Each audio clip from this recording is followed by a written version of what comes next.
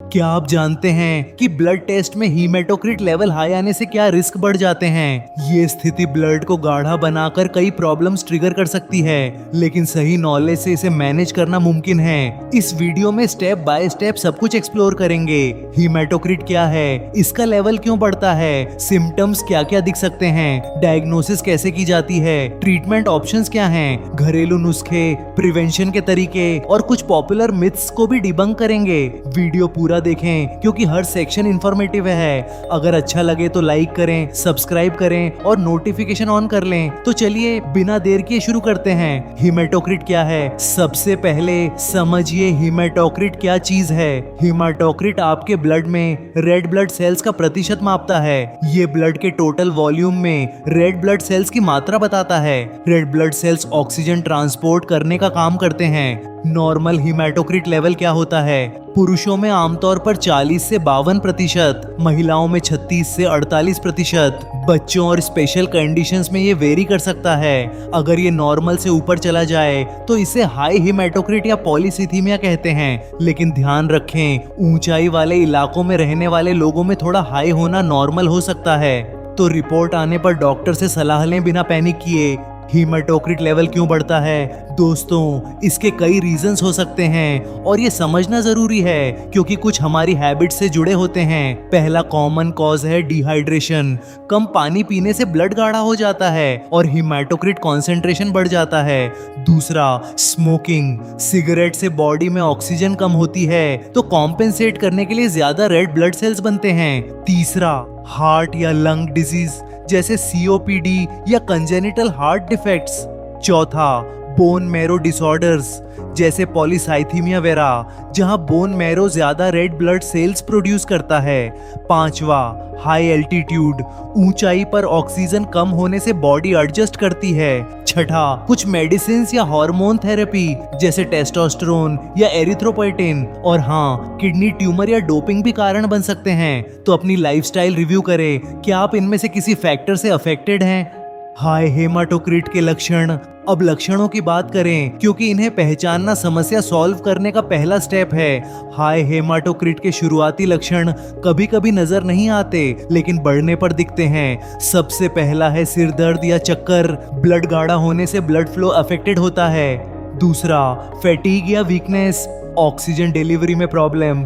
तीसरा, स्किन का रेडिश होना, खासकर फेस पर। चौथा, विजन प्रॉब्लम्स जैसे ब्लर्ड विजन। पांचवा, जॉइंट्स में पेन या गाउट, यूरिक एसिड बढ़ने से।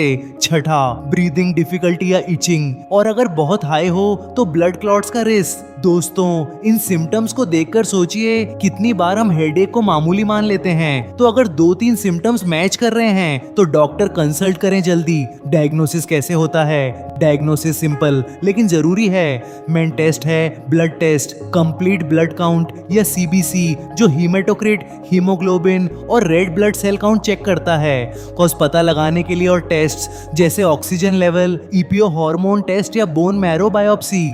इसके अलावा अल्ट्रासाउंड या CT स्कैन अगर अंडरलाइंग डिजीज शक हो। दोस्तों, ये टेस्ट अफोर्डेबल हैं। एक बेसिक CBC 200 से 400 रुपए में हो जाता है, तो रूटीन चेकअप में इंक्लूड रखें। ट्रीटमेंट के ऑप्शन सब crucial part. Treatment, high haematocrit को कंट्रोल करने के लिए पहले कॉज ट्रीट करें। अगर डिहाइड्रेशन तो ज्यादा पानी पिएं। अगर स्मोकिंग तो छोड़ें। अगर पॉलीसाइथीमिया वेरा तो मेडिसिन जैसे हाइड्रोक्सीयूरिया, फ्लेबोटोमी जहां ब्लड निकालकर वॉल्यूम कम करते हैं। एडवांस केस में एस्पिरिन क्लॉटिंग रोकने के लिए। लेकिन ज्यादातर में लाइफस्टाइल चेंजेस काम करते हैं। घरेलू उपाय भी हेल्पफुल हो सकते हैं, जैसे रोज 3 से 4 लीटर पानी पीना। हाइड्रेशन मेंटेन करने के लिए लाइट डाइट, कम सॉल्ट और फैट। फ्रूट्स जैसे वाटरमेलन, क्यूकम्बर जो वाटर कंटेंट हाई रखते हैं। एक्सरसाइज लेकिन मॉडरेट, जैसे वॉकिंग। हर्बल टी जैसे ग्रीन टी जो ब्लड थिन करने में हेल्प कर सकती हैं, लेकिन ये सब डॉक्टर की सलाह से करें। सेल्फ मेडिकेशन अवॉइड करें। एक स्टडी दिखाती है कि रेगुलर हाइड्रेशन से हीमेटोक्रिट लेवल 5 से 10% कम हो सकता है। प्रिवेंशन टिप्स जानिए, क्योंकि अवॉइडेंस बेस्ट है। पहला, हाइड्रेशन मेंटेन रखें, खासकर गर्मी या एक्सरसाइज के दौरान। दूसरा, स्मोकिंग छोड़ें। तीसरा, बैलेंस्ड डाइट, ज्यादा आयरन वाले फूड्स लिमिट अगर जरूरी। चौथा, रेगुलर एक्सरसाइज, लेकिन हाई एल्टीट्यूड पर सावधानी।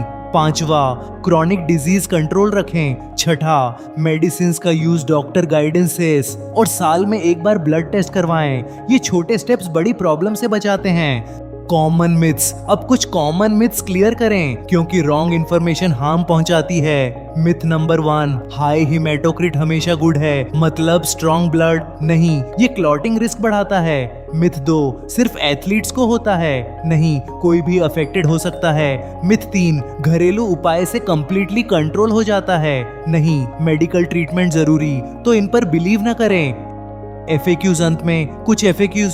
1, हाई हीमेटोक्रिट पर क्या अवॉइड करें? स्मोकिंग, डिहाइड्रेशन और हाई आयरन फूड्स। 2, क्या एक्सरसाइज से लेवल बढ़ता है? अगर डिहाइड्रेशन हो तो हाँ, लेकिन बैलेंस रखें। 3, कितने समय में लेवल नॉर्मल होता है? कॉज पर डिपेंड, हफ्तों से महीनों तक। तो दोस्तों, आज हाई हीमेटोक्रिट पर ये कंप्लीट ओवरव्यू था। उम्मीद है ये आपकी हेल्थ अवेयरनेस बढ़ाएगा। हीमेटोक्रिट पर महत्वपूर्ण बातें जानने के लिए डिस्क्रिप्शन में दी लिंक पर क्लिक करें